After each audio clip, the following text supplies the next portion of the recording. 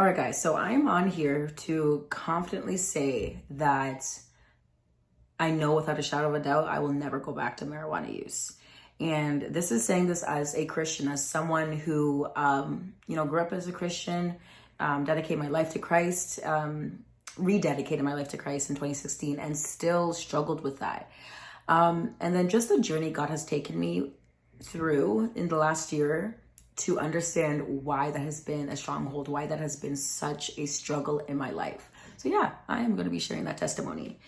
What's even funny about it is that I never thought in a million years, I never thought I would be on here, on the internet, on any platform, sharing this story, because one, it's embarrassing in a sense. Well, I'm not embarrassed about it anymore, but I used to be embarrassed about it. There was shame attached to it. Two, I honestly never thought I would overcome this, because there were periods where early use where it was consistent, but there would be ups and downs, but I just thought it would be something that, I would go back to. In fact, I even convinced myself that at some points that it's not a big deal. It's just like something I can do. It's not a big deal, lying to myself.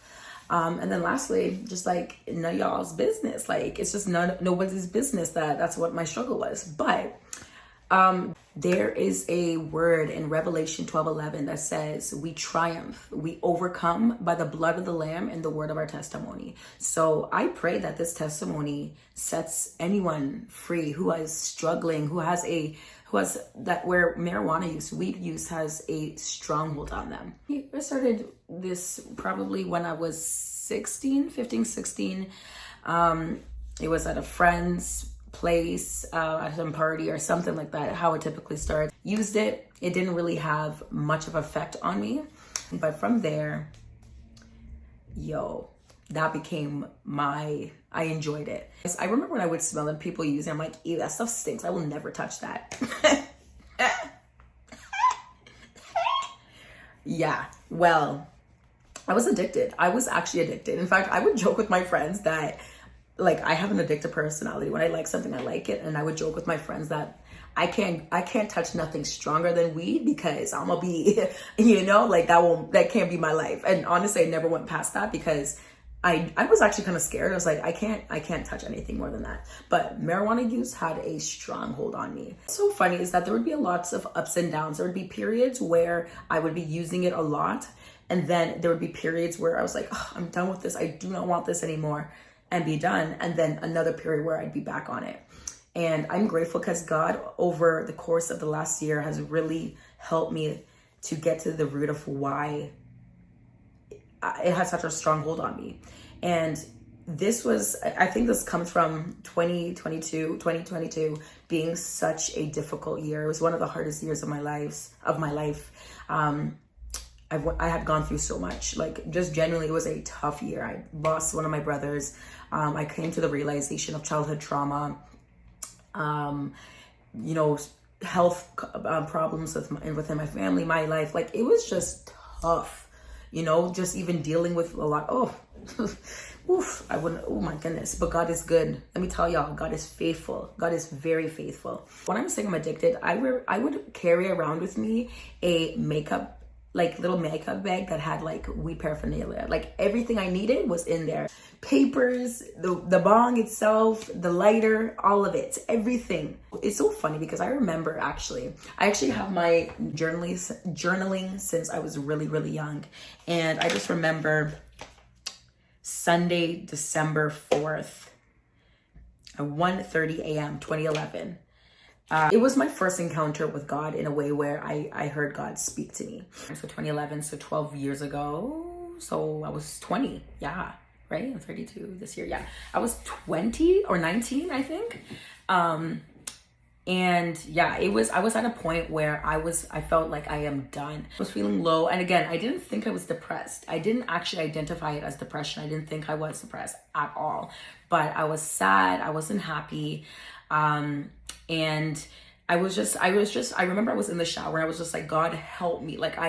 Help me, God. I'm so tired of feeling this way. I'm so tired of this stronghold over my life. And it was so crazy. I remember, this is the first time I heard God's voice. I remember God saying, throw it all out. Like I said, I had a little makeup bag that was filled with all my stuff I would use for weed, like everything. And if you knew me at that time, there was no way I was gonna ever throw that stuff out. But the voice was so clear that I was like, yep. I flushed the weed down the toilet. I got rid of everything. I threw it out, and I was like, wow. I wrote in my journal, just saying like, I believe God just spoke to me. He showed me scripture, letting me know that the Spirit of the Lord is upon me. He has comforted my soul and showed me that my sins have caused the problems in my life. I asked my Father to deliver me, and He has. Yeah, it was incredible. It was so incredible. There's more, but it was so incredible how clear it was. And now that I know the root of my issues, I look back and I know why I struggled with this so long. Marijuana use was my way of having fun. It was the joy that I had in my life because, again, I didn't recognize I actually was depressed. But just my trauma with my mom. We talk about daddy issues, mommy issues. Yeah, I just recognized that it was an unhealthy relationship. Like, as much as I love my mom, you know, our parents can deal with things that, you know, they don't always show the love that they should. I came to terms last year that my mom was a narcissist or had narcissistic tendencies. And that was something that had started from when I was young. And during these periods of time when I started marijuana use, those were the times why I loved weed so much, was because I laughed the most I ever had laughed. I would laugh so much with my friends. It was just so fun for me. But then I would have periods where I was like, oh my gosh, like I want to be free from this. So anyways, that happened in 2011. But guess what? I went back to it. I had gone back to it. I can't remember exactly when. It was like probably a couple years later, if not a year later or something. I had gone away on a program, like a French program through my school.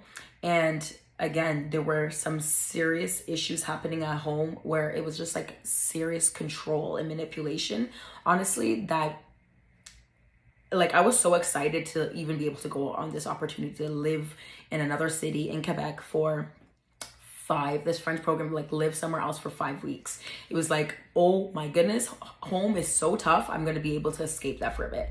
And when I had that freedom, I didn't have the discipline that I needed. So when the opportunity presented itself, I was like, hell yeah, like absolutely. So over time, I knew that this was something that I did want to overcome, but I didn't feel like I could. And then it got to a point where it's like, well, it's not that big of a deal. It's not like I do it all the time, but I would feel convicted.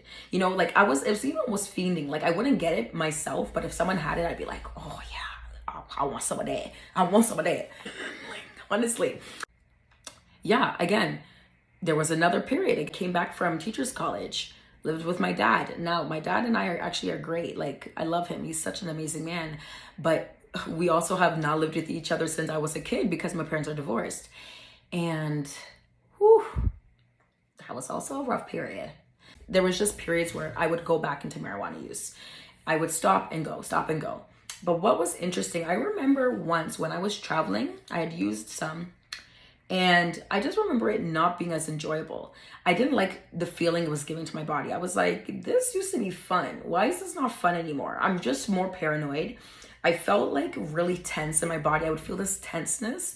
It just wasn't fun. And then I remember I'd be like, I don't want to do this anymore. And so I would stop doing it. But then every time the opportunity presented itself, because I wouldn't buy it anymore, but anytime the opportunity presented itself, I would be like, yeah, sure, whatever. But then again, not enjoy it. But it's like I would forget, like, yo, you don't enjoy this. So why are you doing this? And it was just like, whatever, I'm going to do it. Last year was a rough year. I had therapy. I went through the work that I needed for therapy and just got, and I'm also, let me just say this too. I'm so grateful to God for what he did by providing me a Black Christian woman therapist. God is good. It was something I was praying for because there was so much that I was like, God, there's a lot here and I actually need your help to unpack this. And these realizations that I'm coming to finally are really hard for me to understand and bear. I need help to unpack this. And God provided the perfect therapist and I'm so grateful for her.